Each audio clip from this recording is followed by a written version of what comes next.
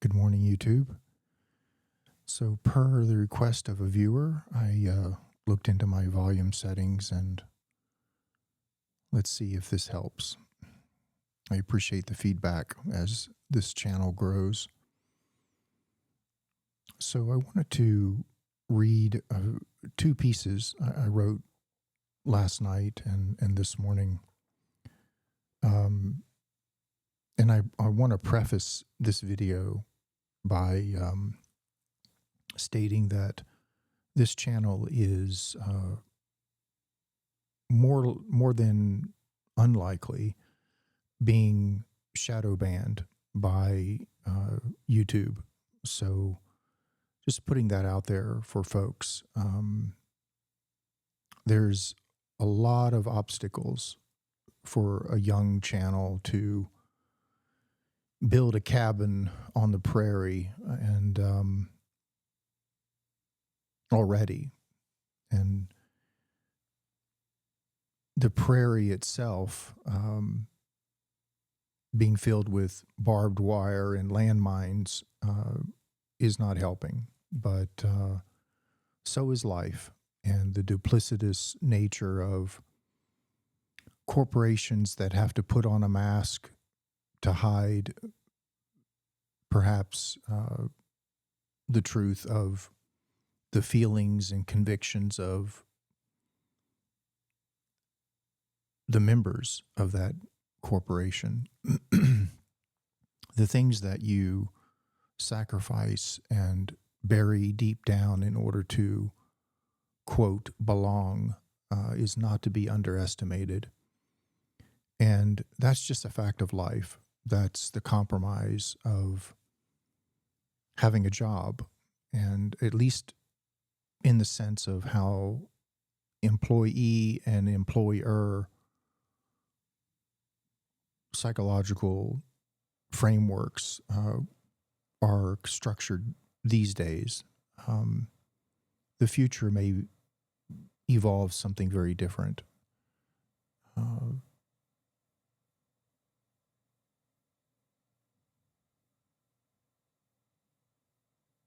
To me, in a true democracy, the people would own the businesses that they work for, not CEOs, shareholders, stock traders, lobbyist groups, and politicians.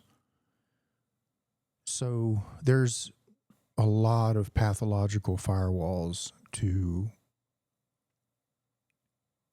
approach.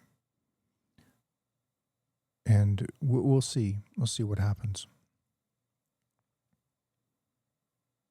So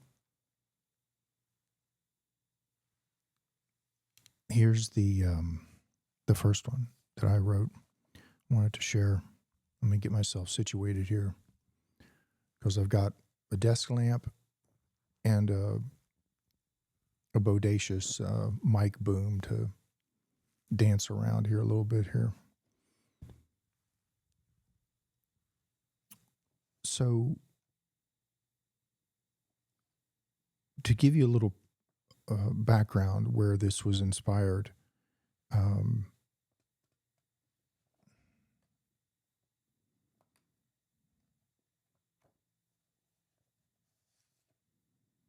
so as far as I can recall,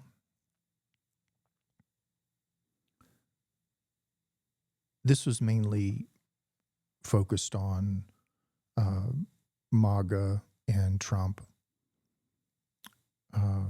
cult psychology, and how things are evolving these days. So just to clarify Trump's status as a cult leader,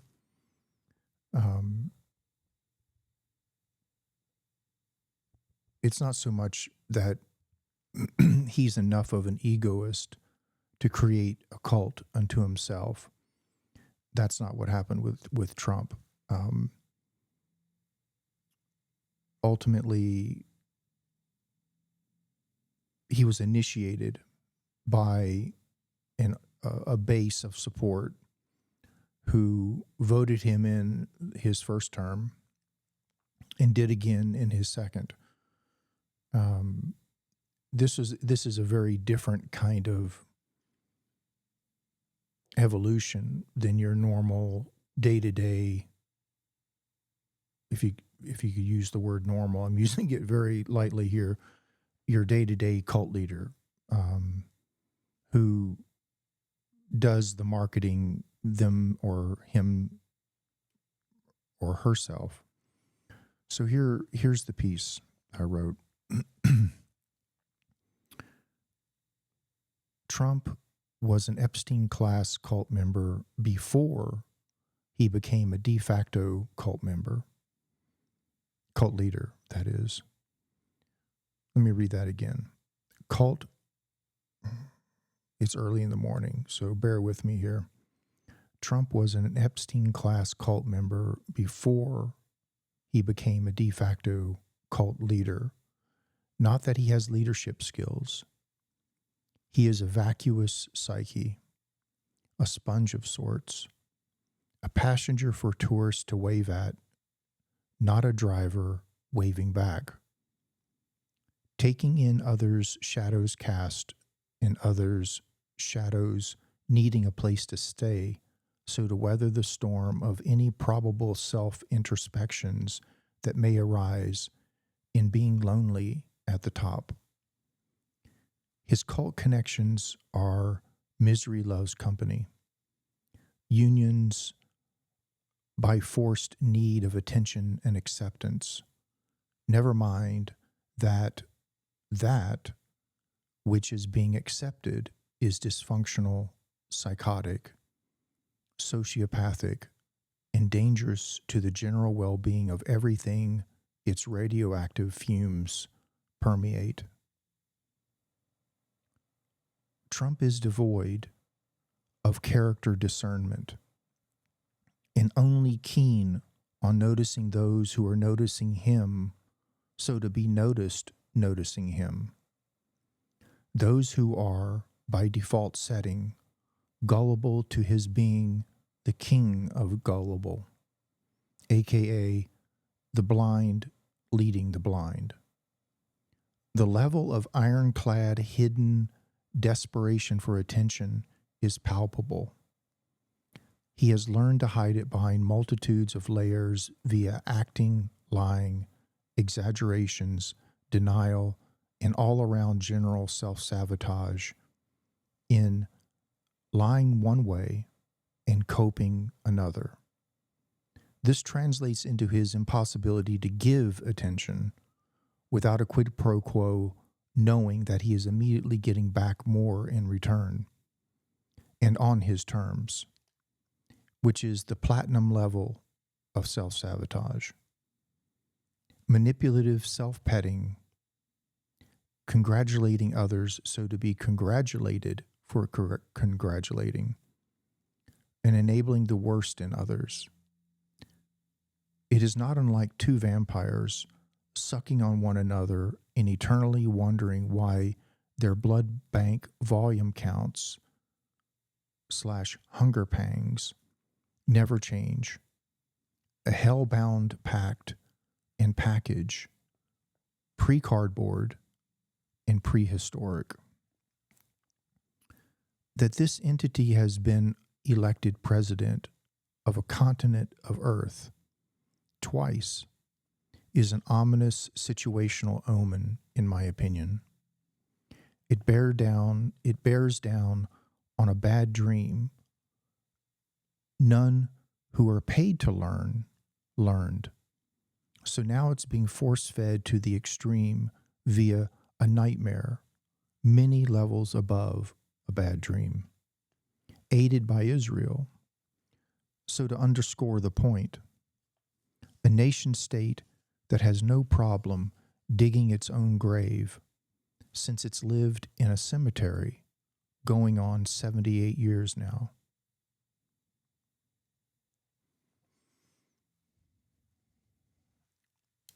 So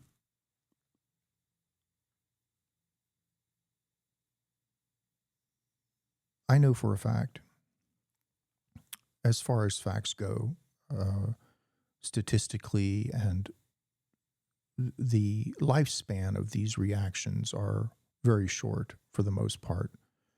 People don't really carry around the disdain that 3 or 5 minute clip shows on YouTube throughout their daily life. They have other things to do, and they become righteous to their cause most often only when prompted by a similar event occurring that triggers them to be angry about the last thing that was similar.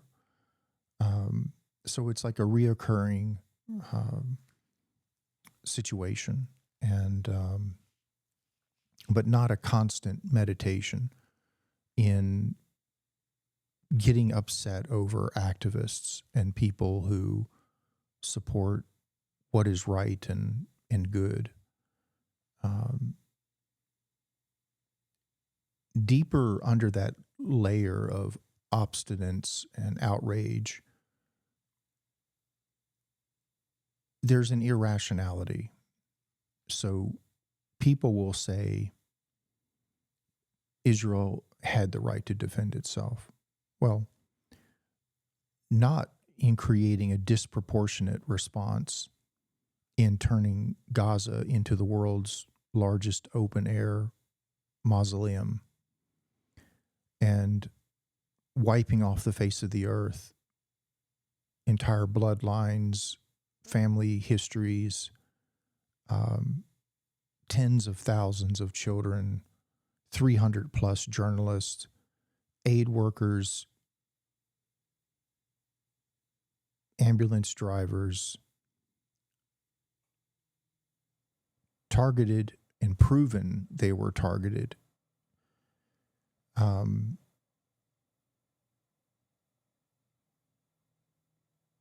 So there's the slogan, right to defend itself. And then there's the question, well,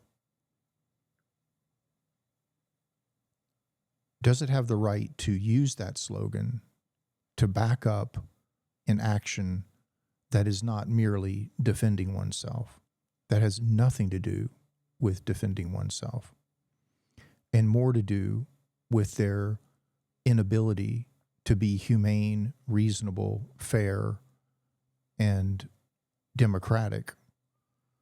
As an occupier, they have an international responsibility to care for those it's occupying. Israel, since 1948, has done exactly the opposite. Over 700,000 illegal Israeli settler terrorists live in the West Bank. So that's nearing 1 million illegal residents in the West Bank. And those families and people that were on that land are now either under that land or starving to death in Gaza or some other refugee camp outside of the purview of Israel's borders. So if you look at the situation, well, let's go back to being an occupier. On that note, international law says that Palestinians have the right to armed resistance. So keep that in mind. If you look at this thing holistically in all of its aspects, Israel does not have the right to defend itself as the occupier against the resistance of those it's victimizing. There's a contradiction there that needs to be thought about if you are, say,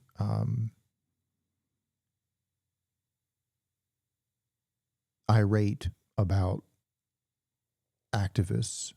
Think about it.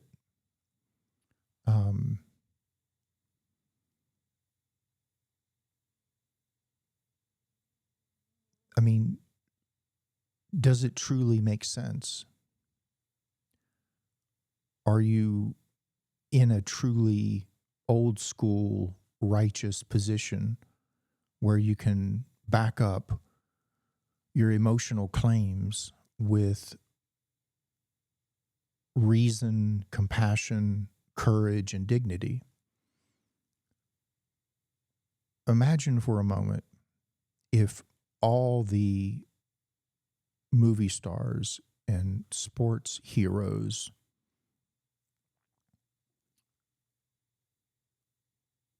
were to protest the rightness that's needed, like to, let me rephrase that, to show the rightness that's needed through protests, and were to go on a general strike to pressure change and speak out against atrocities and war crimes. And this includes political crimes as well. And this would not exclude the Epstein file situation, which is just the tip of the iceberg, I figure, as far as the skeletons that are going to start marching out of the closets of this information that's being revealed. So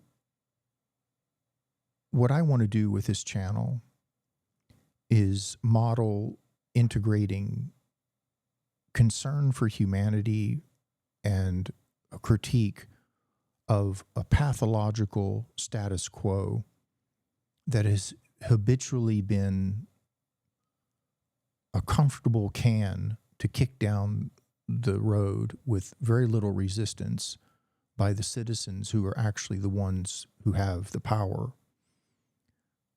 That it's the same old, that change needs affirmations, but 95% of change is action.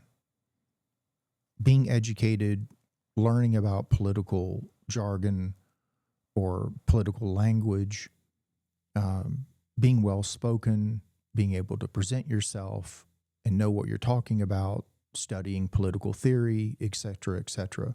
All this is important, but 95% of the failure for change to occur is the empty seats behind Bernie Sanders giving an address to Congress or the Senate. Sanders has everything to make it happen except the physical bodies willing to risk and demonstrate and model courage, dignity, and the priorities of human need. So,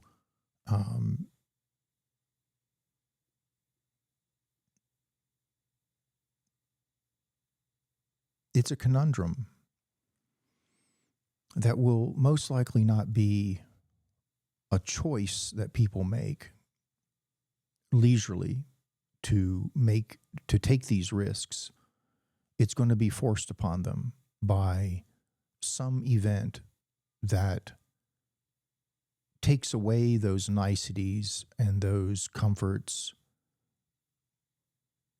by default, leaving them only activism, so that the risk is already gone. You can't risk losing money if you don't have any. So we'll see what the future brings. So here's the second one. So there was a comment Hasan Piker made to a Texan candidate, a political candidate that is running for office. And the critique, I mean, it was more of a, not a flippant statement, but it was a short critique that she needs political education and to learn how to talk politics and to sort her thoughts in the realm of the political psyche, so to speak. And I wrote a reply on the YouTube page, a query for Hasan, and this kind of springboards off of what I just spoke about, activism. And another thing it reminds me about activism and people getting upset that people are demonstrating support for human rights versus Israel that is built on the destruction of human rights, the destruction of humans, and the destruction of human remains. And that is, I'm not using that phrase figuratively. I think deeper down, people get upset because the fear, they want to say and support what's right in their gut, but in their egos, they're fearful. And so there's a cognitive dissonance going on there. They know they're hypocritical. They're living a hypocritical inner life. And there's tension there. There's stress there. There's loneliness there because they cannot connect with their real self without real action. So even though this channel is most likely being shadow banned, if one person hears this video, then I'm okay with it. It's not about a million followers. It's about ultimately doing this for myself. And then if others benefit from it, that is part of that. But ultimately, I'll rephrase that. The hope is that one person hears this video, and that's intimately entwined in my purpose to have this channel, is not just to do it for myself. Otherwise, I would just put the videos on private and not make them public. So we're not talking about some existential exercise into advanced narcissism. But the initial impulse to share is to do it from myself, for myself. And then the other part of that is the desire that it be received and considered. So if I see one view on this video, I'll know that I'm moving in the right direction. So here's the query based on the expectations of Hasan's somewhat casual critique of what this person is missing. What good is studying political theory and learning political speak when the voting base is reactionaries who don't read? Obama was such, that is, learned and knew how to speak politics, etc. Obama was such, and he became an unconvicted war criminal, backed by corporate lobbyists who owned D.C., and gave the genocide state of Israel 35 plus billion taxpayer dollars upon exiting the White House. So that just goes to show you that even if you win, if internally you're ultimately a loser in the sense of not standing up for your convictions and having a conscience in that public service position that implies certain morals, ethics, principles, and standards of being humane by the very office that you inhabit, then you failed before you've begun. And so there's something to consider there, and to realize that just because you can walk the walk, or I should say, just because you can talk the talk, doesn't mean you can walk the walk. There's a time for intellectualism and a time for gut feeling action. Perhaps she, the person running for office, perhaps she speaks to the side of the collective that's tired of utopian rhetoric, hope. And I put that in capital letters because that was Obama's meme, was basically his face and the word hope.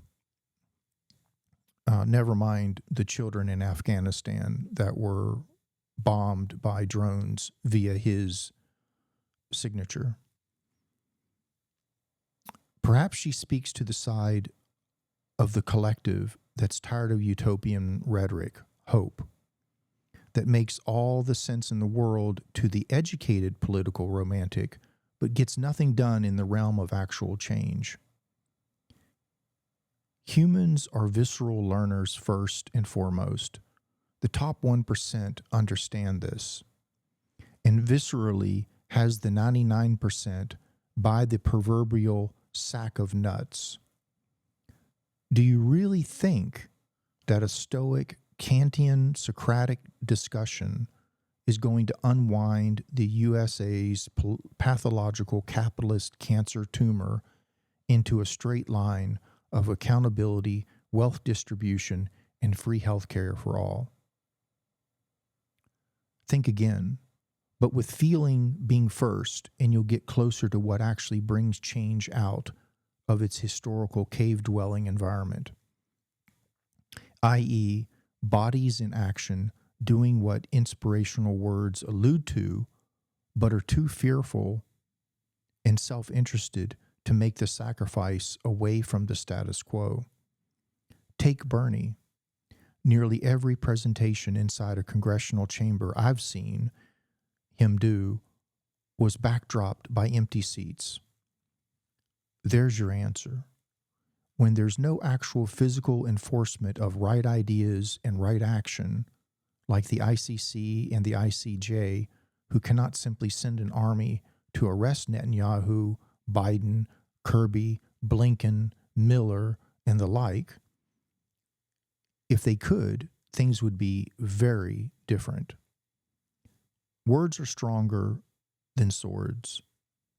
But don't think that swords aren't in play when words want to do more than get hopes up.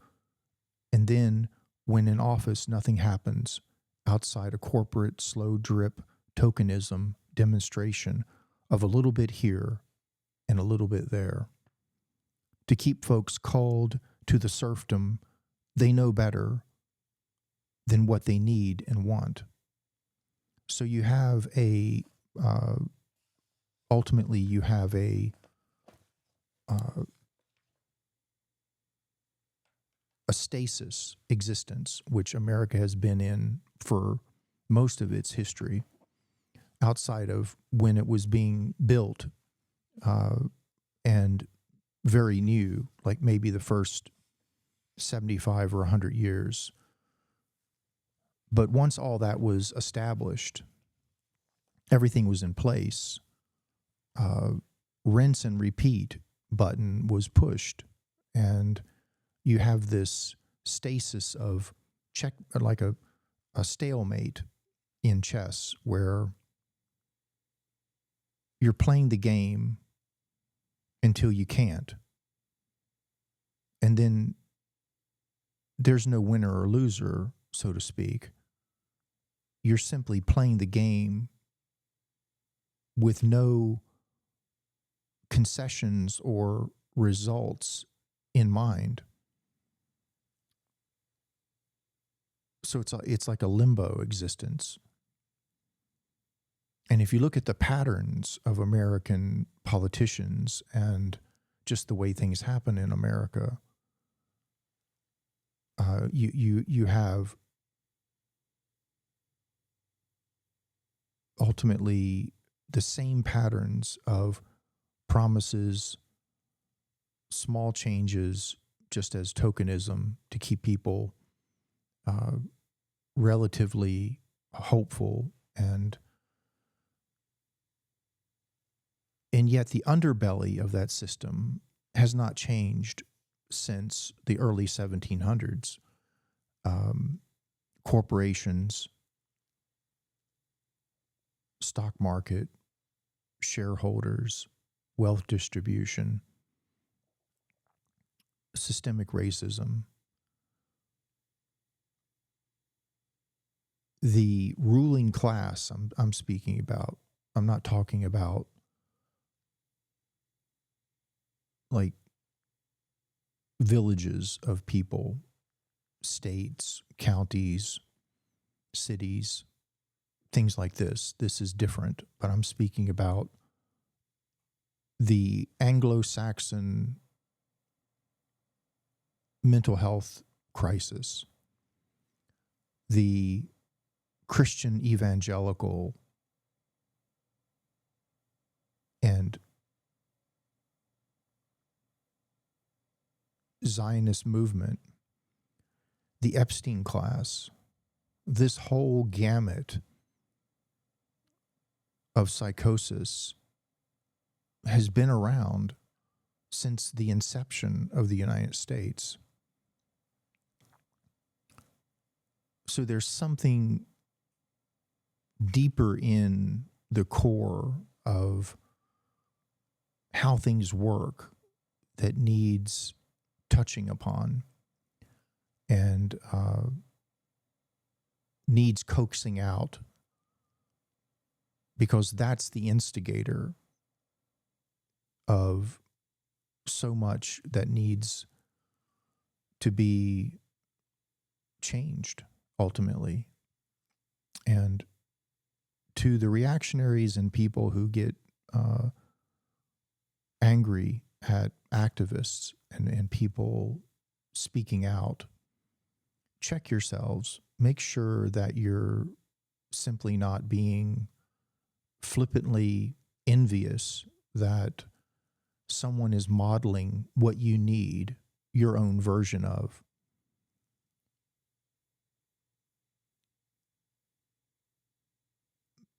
Anger is often the rebellion of a guilty self, guilty of not being its true version, and feeling that. And that feeling is not pleasant, especially if you live with it daily. And you have coping mechanisms and a whole lifestyle around distracting oneself from truly sitting with that feeling. And it spins a web, a very, very self-torturous web. And the quality of life there is misery. And misery will, alongside the ramifications and creativity of ego, will blame others for it. And there are people who hate to be loved. And when they see love, it triggers them to do the exact opposite, which makes sense because that's what love is supposed to do. It's supposed to pull things out of the cave. So that's pretty much it. That's what I wanted to say today. Looking at the clock, moving into my work day. I wish you all the best as far as your weekend coming up. It's Friday, May 22nd, 2026. And thank you for your support. Like and subscribe if you please to do so, and share the channel. And again, I wish you all the best.